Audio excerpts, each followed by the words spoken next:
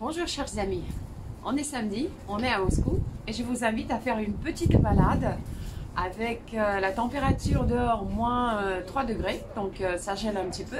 Et on va traverser un joli pont et regarder quelques édifices qui se trouvent sur une île très sympathique. Donc je vous invite à traverser le pont du Patriarche et à découvrir tout ce qu'on pourra voir à partir de ce pont et un petit peu autour. On y va ? Donc nous allons commencer notre traversée à partir d'ici. Donc je viens de monter sur le pont par l'escalier qui est caché dans ce bâtiment. Et nous voyons ici un bâtiment qui est très joli comme ça. C'est une ancienne station électrique, hydroélectrique, la station numéro 2 de la ville de Moscou, qui vient d'être transformée dans une galerie d'art. Ça vient d'être ouvert tout récemment, donc ils ont essayé de garder au maximum l'architecture. C'est un énorme projet qui a été fait. Et le monument que vous voyez en face, c'est l'argile numéro 4, je crois. Oui, je crois que c'est numéro 4 ou numéro 3. Le monument d'un sculpteur étranger dont je vous ai déjà parlé dans une de mes vidéos. Mais au total, ça fait quand même sympa. Donc là, c'est un canal de la rivière Moskova. En face de moi, donc la station elle est sur l'île et la cathédrale que vous voyez là-bas, c'est déjà de l'autre côté de la rivière. Donc on traverse le canal, l'île et la rivière. On y va. Juste toujours sur le pont, vous voyez là-bas c'est la station électrique, la fameuse station électrique.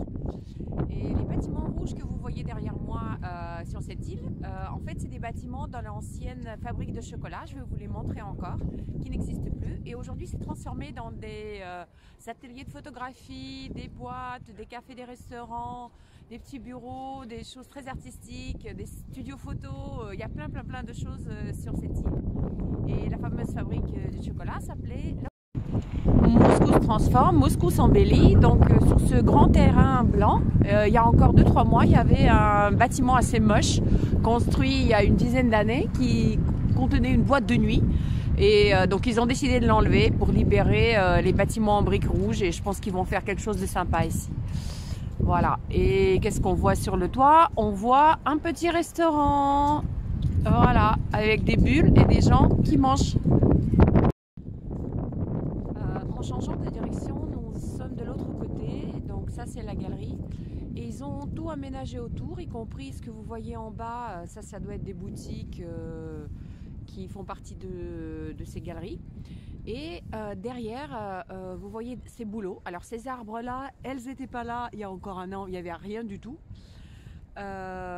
Tout ça, ça a été planté. En plus, c'est planté comme sur une espèce de pont, partiellement. Donc personnellement, je trouve que ça c'est un peu exagéré. Ça doit coûter très cher. Je ne sais pas si les arbres, elles vont tenir longtemps.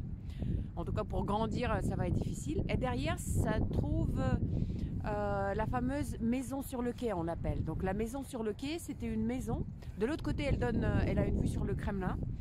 Et c'était une maison où, dans les années 30 du XXe siècle, habitaient beaucoup de personnes qui faisaient partie du gouvernement. Et donc certains ont subi des répressions, ils étaient remplacés par d'autres, et comme ci, comme ça. Donc c'est pas un endroit super sympa. Mais bon, ça a de l'histoire. Là-dedans, vous avez des magasins, vous avez un théâtre, cinéma, etc., etc. Donc c'était un complexe qui devait normalement contenir tout. Donc nous continuons et on va s'avancer vers la cathédrale. Voilà, j'ai fait tout ce chemin à partir de là-bas. Et on voit toujours cette maison sur le quai, comme on l'appelle.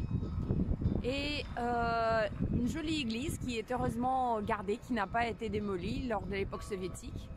Et cette maison-là, rouge, c'est une des plus anciennes maisons de Moscou. Moscou n'a pas gardé beaucoup de maisons anciennes car c'était beaucoup construit en bois à l'époque. Mais celle-ci, elle date du XVIIe siècle.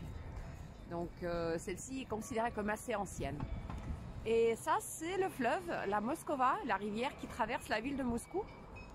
Voilà, elle est comme ça. Et on va voir ce qu'on pourra trouver en avançant. Et en fait, c'est très simple. Qu'est-ce qu'on voit quand on avance un petit peu? On voit le Kremlin, on voit les murs du Kremlin, on voit les tours du Kremlin qui sont rouges, on voit le bâtiment du siège de gouvernement et les belles blanches cathédrales avec avec des coupoles, c'est les cathédrales qui se trouvent sur le territoire de le Kremlin, dans lesquelles il y a les tombes des grands tsars russes de différents siècles. Donc, une des tours est en train d'être restaurée et ça reste quand même une jolie vue. Alors on va regarder ce qu'il y a de l'autre côté du pont.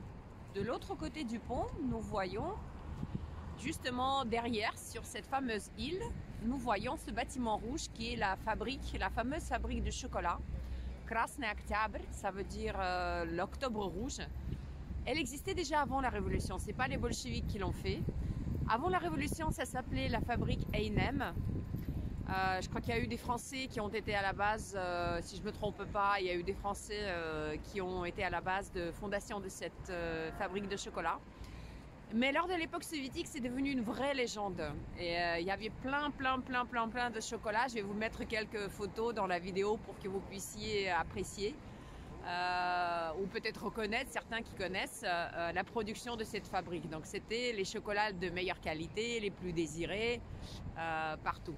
Donc le monument là-bas, vous le connaissez peut-être déjà, c'est le fameux monument de Pierre le Grand, installé il y a une quinzaine d'années. Et le bâtiment blanc, c'est le nouveau bâtiment de la galerie Tretiakov. C'est pas très beau, je sais, c'est des années 60. Mais à l'intérieur, vous avez les collections de la galerie Tretiakov du XXe siècle. Donc vous avez tout ce qui est Kandinsky, etc. Donc ça, c'est dans ce bâtiment-là et pas dans le bâtiment principal historique de la galerie Tretiakov. Et maintenant, le temps est venu de vous expliquer un petit peu l'histoire de la cathédrale qui se trouve derrière moi. En fait, elle a une histoire très particulière parce que c'est un édifice qui a été fait pour commémorer la victoire des Russes contre Napoléon. Vous savez que c'était début 19e siècle que ça s'est passé, mais c'est le peuple qui faisait la collecte de l'argent, donc ça a pris du temps et finalement elle a été terminée que début du XXe siècle. Donc c'est vraiment été fait avec l'argent de tous les gens de la Russie. Mais les bolcheviks dans les années 30, ils ont décidé de la démolir. Donc ils l'ont démolie complètement, il ne restait plus rien du tout. Au contraire, il y avait une piscine à ciel ouvert à sa place. Et dans les années 90, début des années 2000, avec la décision de la mairie de Moscou et avec des mécènes et de l'argent de la ville, ça a été reconstruit. Le projet est exactement le même. Certains matériaux ne sont pas les mêmes que c'était au départ. Notamment, par exemple, la couverture des coupoles, ce n'est pas de l'or comme c'est fait en général. Je crois que c'est quelque chose de spécial avec du cuivre et un autre métal. Mais quand même, c'est aujourd'hui la plus grande cathédrale de la ville de Moscou. Dans laquelle il y a toujours des services à Pâques, etc. qu'on voit à la télé. Donc si vous voyez une émission télé, que vous voyez un service de Moscou, certainement ça se passe à l'intérieur de la cathédrale de Saint-Sauveur de la ville de Moscou. Donc là voilà la belle cathédrale, bien décorée. Ça c'est l'entrée qui donne sur la rue. Ça se visite comme vous voyez. Et vous pouvez également monter sur il y a une montée là-haut avec l'ascenseur pour faire des jolies photos. Il y a une jolie vue sur Moscou. Donc si vous venez, vous pouvez le faire également en montant. Et la voilà encore une fois la belle cathédrale. Et la petite place de la station de métro Kropotkinskaya qu'il faudra prendre si jamais vous venez ici. J'aime bien ce pavillon de métro qui date des années 30, qui est simple, qui est léger et pour moi il est très joli.